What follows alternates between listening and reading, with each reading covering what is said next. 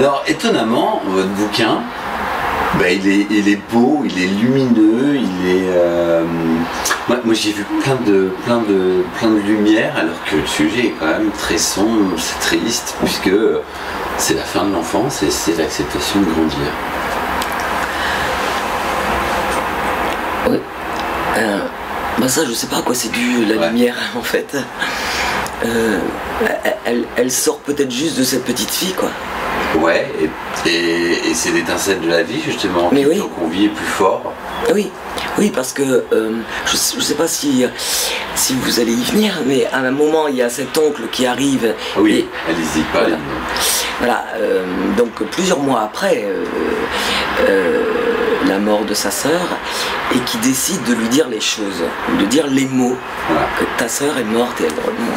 Voilà, et il lui raconte comment ça s'est passé, en fait. Et à partir de là,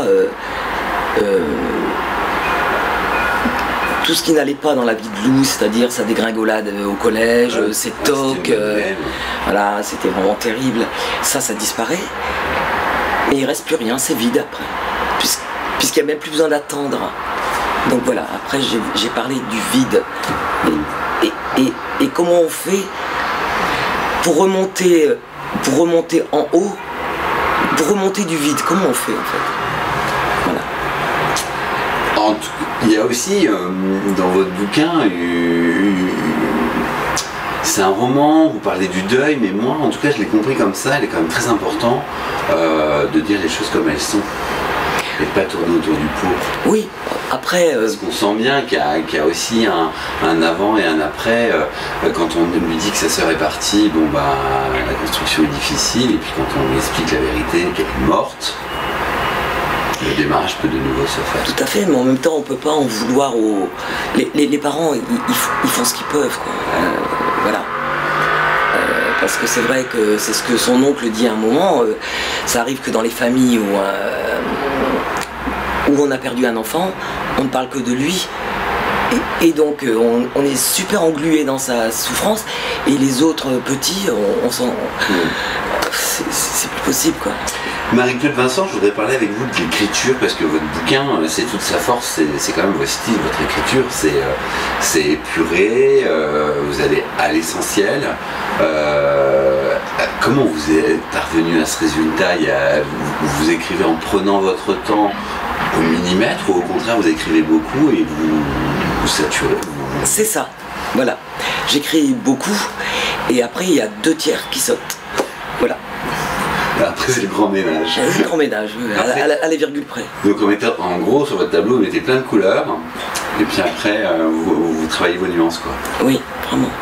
Et c'est pour le plaisir de la langue, parce que du coup ça renforce complètement votre propos, mais il y a quand même un plaisir de la langue. C'est très exigeant finalement comme travail. Oui, mais c'est important, c'est vraiment le travail du romancier, ça.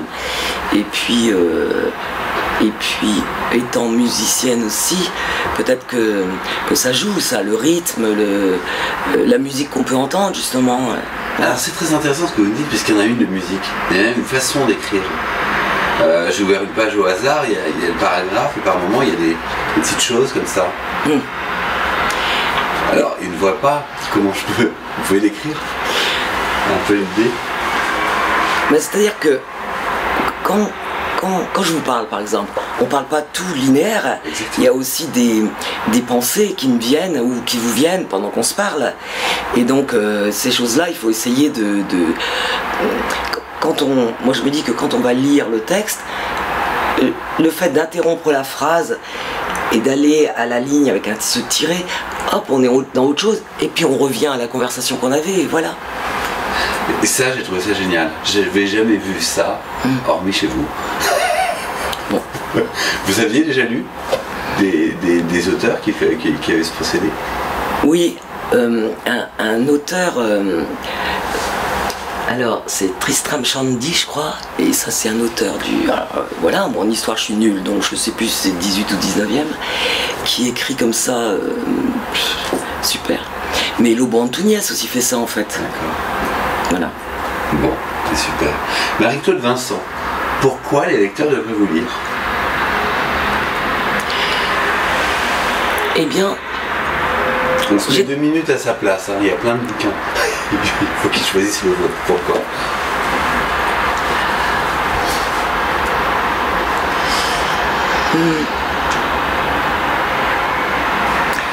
J'ai déjà eu des retours et ceux que j'ai eus, les gens me parlent de leur bouleversement en fait.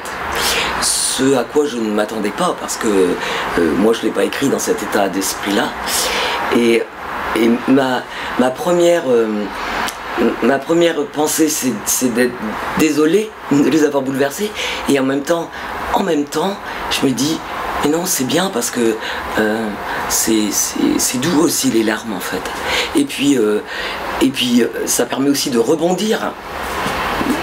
Je trouve. Moi, je trouve que quelqu'un qui malheureusement est en train de vivre un deuil devrait lire et entendre la voix de Lou.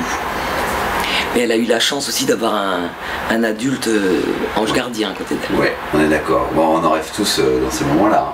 Le personnage de l'oncle. Oui. Ouais, absolument. Marie-Claude Vincent, un grand merci à vous pour cet entretien. Merci. On a très joliment parlé de votre bouquin À demain Lou aux éditions Robert Laffont et en librairie actuellement. Moi, c'est vraiment un des livres qui m'a des gens bafouillent, mais tant mieux parce que je suis un être humain et c'est parce que j'ai été touché. Un grand merci à vous. Merci à vous.